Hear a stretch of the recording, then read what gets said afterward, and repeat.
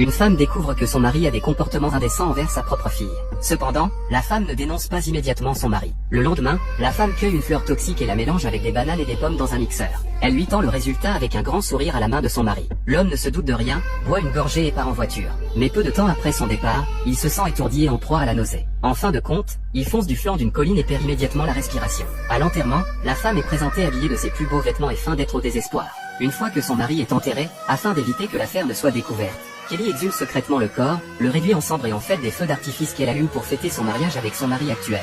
Ainsi, Kelly non seulement a éliminé le homme, mais a également hérité d'une grosse somme d'argent. Elle emmène sa fille et son fils dans une nouvelle ville pour commencer une nouvelle vie. Cependant, peu de temps après leur arrivée, le fils est agressé à l'école.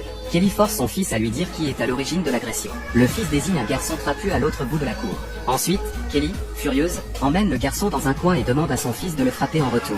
Le garçon a immédiatement le nez qui saigne.